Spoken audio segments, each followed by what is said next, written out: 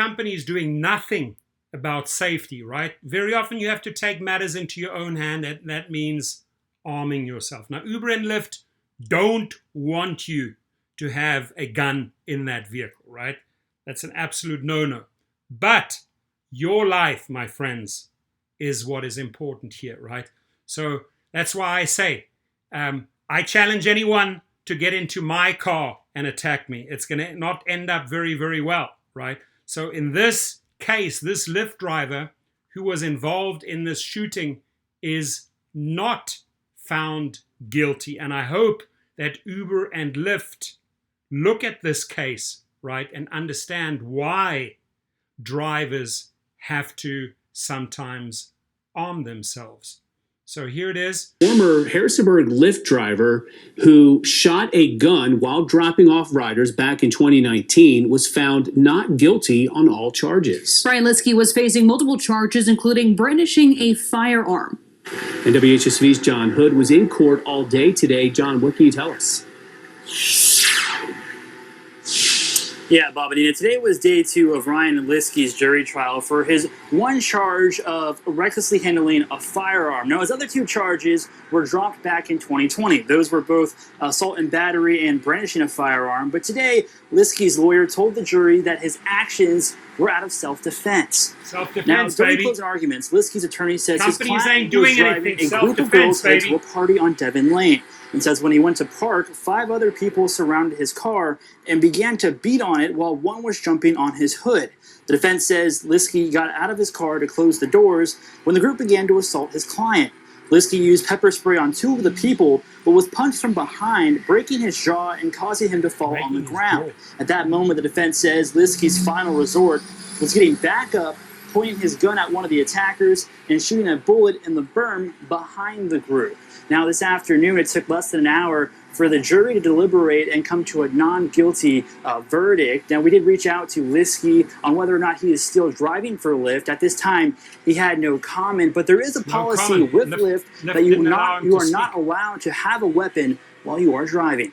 Live in Harrisonburg, John Hood, WHSV. So interesting. That is interesting that he wasn't found guilty. This was self-defense. And it's a hot topic around the country. All I can say is you got to arm up, right? Whether it's pepper spray, whether you have a baton, a knuckle duster, dash cam, you got to. And hey, listen, if you want to go out there and have a gun in your safety box there in the car, if the shit hits the fan, my friends, you are numero uno. You are number 1. You have to take care of yourself, right? Because you might be a mother and a father of a big family. You're not going to have a couple of thugs beat you up, break your jaw, smash in your skull. You pop them, right? I would pop them right there and then, right? I don't care if I lose the job to Uber and Lyft because they deactivate me afterwards. What I care about is that I stay alive.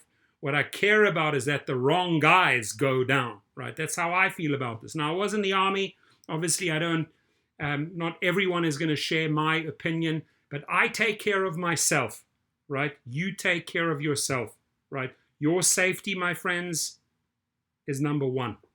So it starts off with getting a dash cam. It starts off with getting whatever you feel comfortable. You don't feel comfortable with a gun, go and get pepper spray, right? Get whatever it needs. Maybe you can get your hands on a taser, right? In this case, understand that the people broke his jaw. They had a whole bunch of people ganging up on him. His last resort was to pull out the gun. He was not guilty. I think it's the right verdict here. Not happy with the fact that maybe Lyft or Uber maybe both deactivated him. His life was in danger at that moment, right?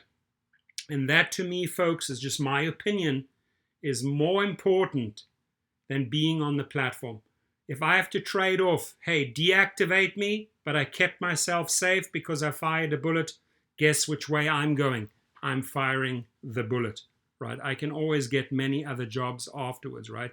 But I don't get my life back if I'm 6 feet underground, my friends, right? So whatever it takes, I just say whatever it takes to keep yourself safe. Why do I say that? because they are failing to keep us safe. So you sadly have to take this hot topic of safety into your own two hands. Be well, my friends. Let's get through this pandemic together. Drive safe out there. Be safe. Go and give your loved ones a big hug. And thank you. And thank you for being part of my channel. Have a great day.